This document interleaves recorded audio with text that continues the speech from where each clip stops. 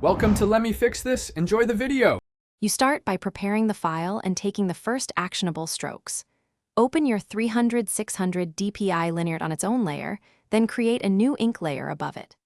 Pick a pressure-sensitive brush with modest smoothing so your lines stay lively but not jittery. Enable the stabilizer if available. Once done, test a few strokes at 100% zoom, adjusting size and opacity until the brush feels right. Make sure to lock transparent pixels to avoid stray marks while you refine those initial lines. Continue by refining line weight and building clarity through deliberate strokes. You should vary speed and pressure to get thick to thin transitions. Slower pushes create thicker lines, while quick flicks give thin edges.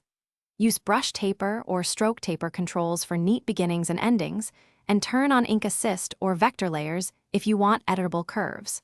Once done with a section, merge small segments carefully so you preserve the ability to nudge curves. Make sure to zoom out, often to check overall rhythm and silhouette. Finish by cleaning edges and preparing the ink for coloring or print. Use a hard eraser at 1-2px to tidy stray hairs, or select gaps and fill to close shapes for flatting. Then duplicate the ink and set a multiply copy to deepen blacks.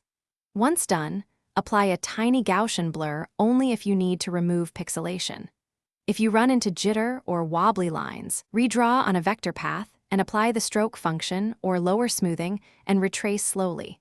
This solves most inking issues quickly.